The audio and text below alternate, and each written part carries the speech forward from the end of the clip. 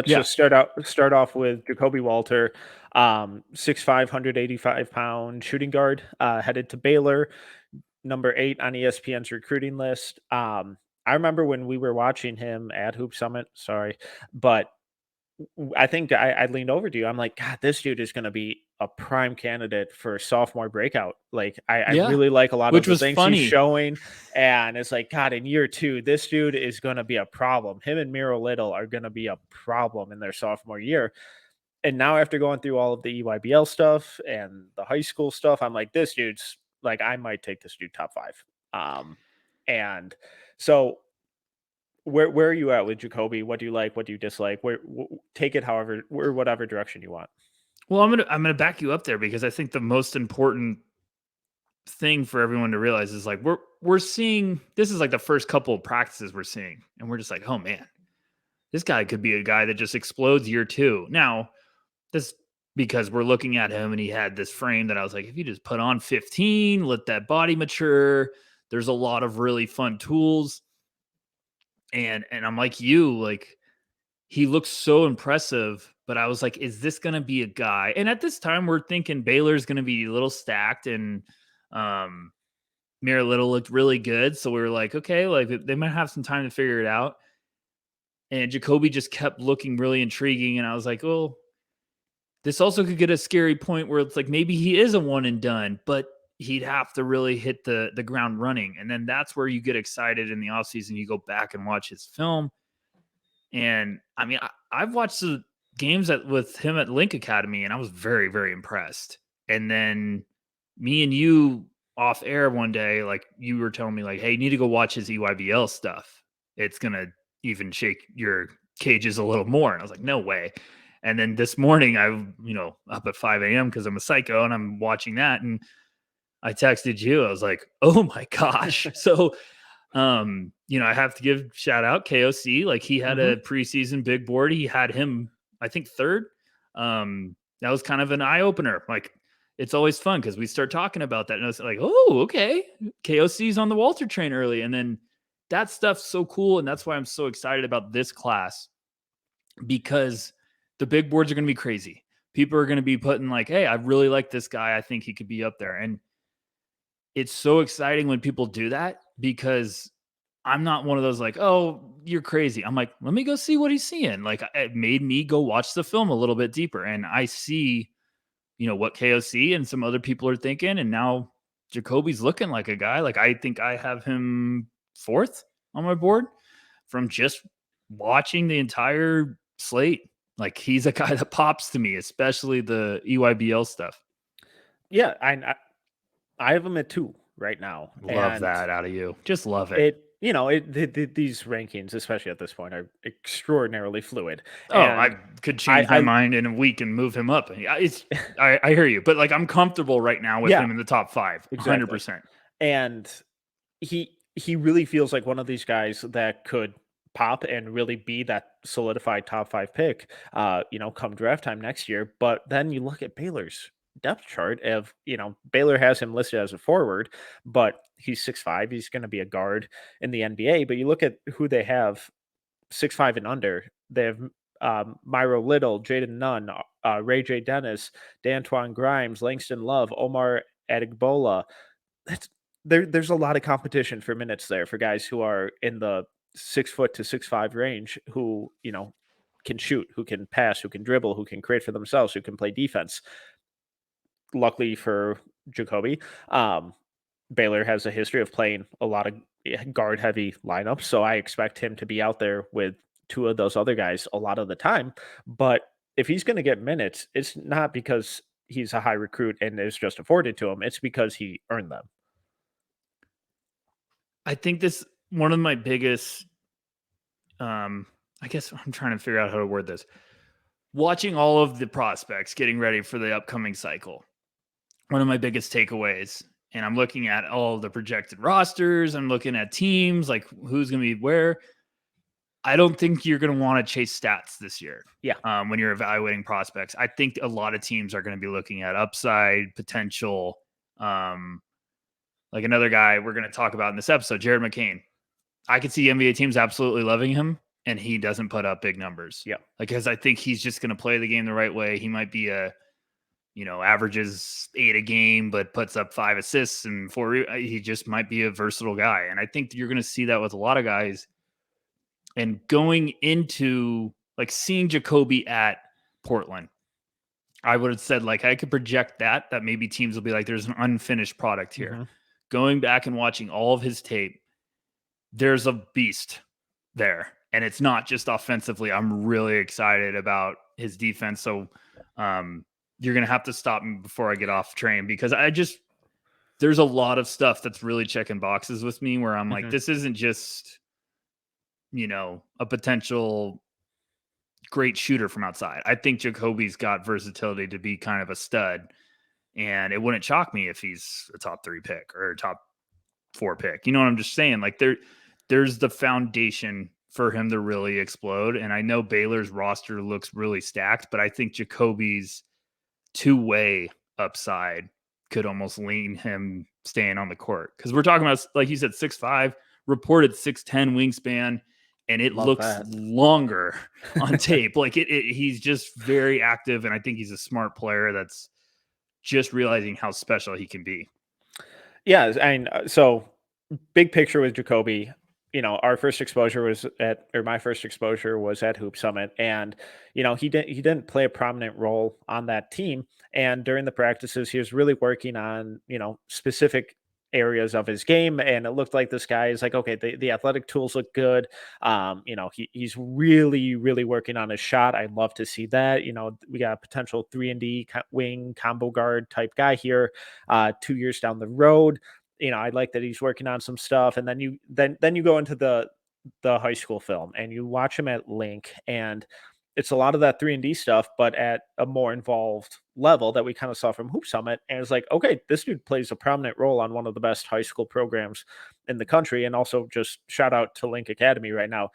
That coaching staff knows how to fucking coach defense. Yes. The defenders that continue to come out of there are so impressive. Him and Cameron Carr on the wing defending. I know Cameron Carr's a little skinny. Albert and Corey just talked about him in a great episode the other day. Make sure to go check that out. But I thought his off-ball defense was phenomenal. Jacoby's on-ball defense is incredible. His off-ball defense is incredible. They really know how to coach up defense over there. So shout out to Link.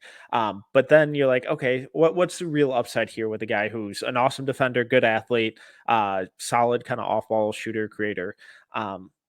That's nice, but those guys don't go top 5, top 10 typically. And then you go back to the EYBL stuff and you see him with the ball in his hands and he's creating for others. He's getting to mid-range pull-ups. He's, mid-range fadeaways, step back threes, kicking out of drives and all this playmaking stuff. And you're like, holy crap, where did that come from? And the fact that he's playing at these really high level programs in a bunch of different settings and playing a myriad of roles on both ends of the floor just made me fall absolutely in love with him. The mid-range creation adjustment, like off the dribble, like his ability to kind of get creative and react to what the defender is doing. And he's shooting fadeaways, he's doing turnarounds, he's adjusting his body to finish with both hand. That's the stuff where at the EYBL where I was like, thank you, Metcalf. Because I was just like, my goodness, this is a different type of player now. And then at Link, I'm like really intrigued with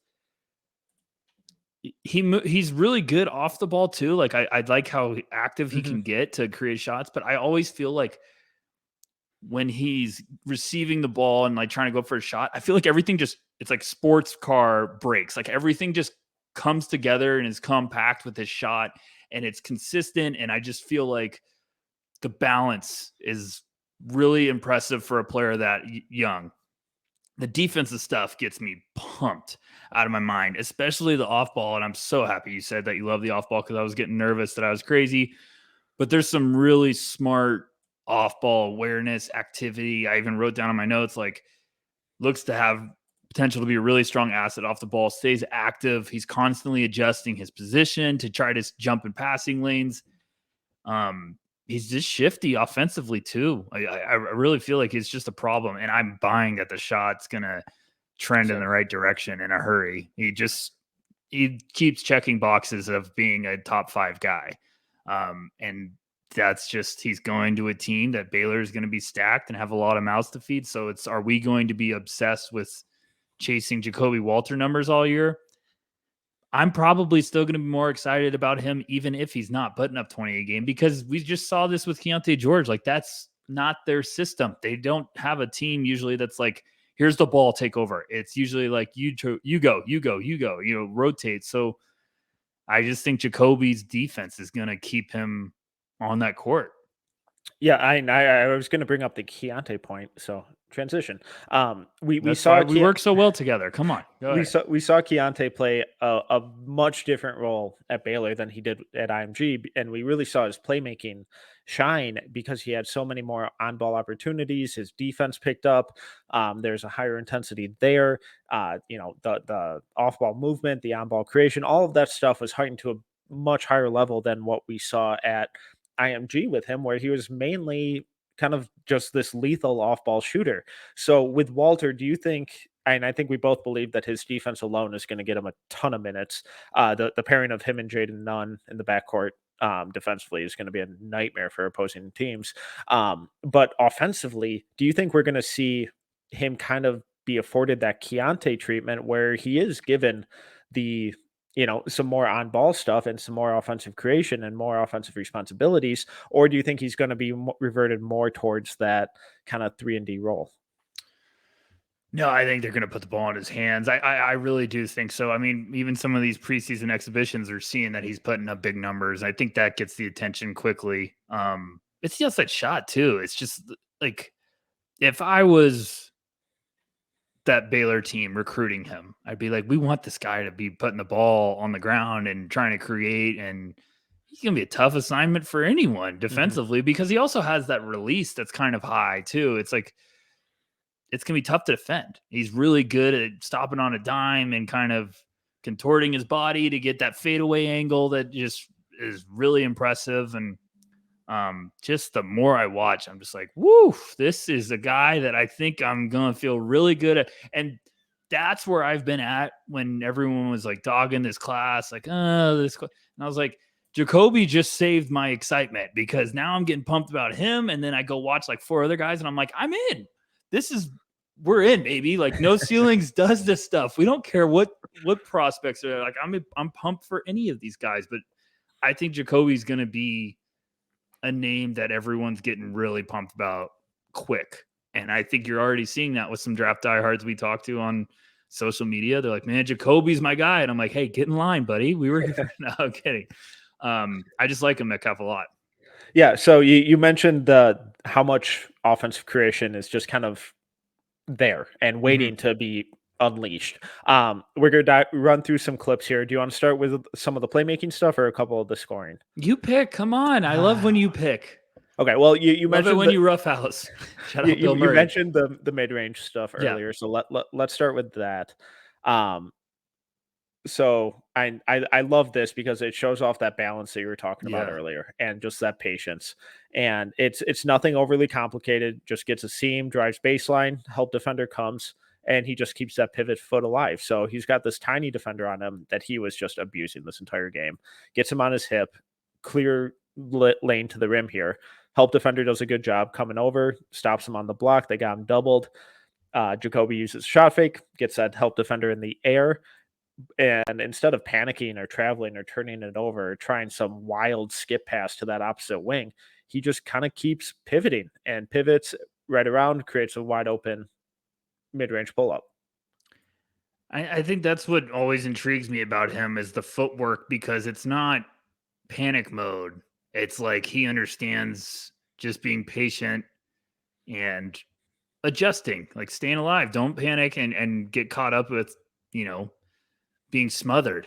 That's something with Jacoby. Like his tough shot making really jumps out to me, where it's like, we've always said, like, tough shot making is a skill. That is a unique ability to, when everything is chaotic, you can still be yourself and find a potential window to attack. And a lot of people watching that clip might have been like, well, he should have thrown it up top. And I'm like, no, he just stepped through and hit a little tiny mid-range jumper right outside the key. Like, I'm fine with that. but it's just the balance, the ability to contort his body to get places, and he looks so comfortable doing it. It's Hmm. a lot of times on tape, I'm like, where are you going? And then all of a sudden I'm like, oh gosh, like, okay, there he was. It was smooth. And I just think that's something he continues to pop with. And it's going to make him a difficult assignment because those guys right there think like, okay, he's covered. And all of a sudden another step through and easy jumper. Yeah, and I definitely get the argument where I'm just going to pause it here, where he Yeah. could, he could make that outlet to the top of the key here, but to be fair, his teammates a little late in making that relocation, and at this point, he's created a wide open 8-10 foot jumper.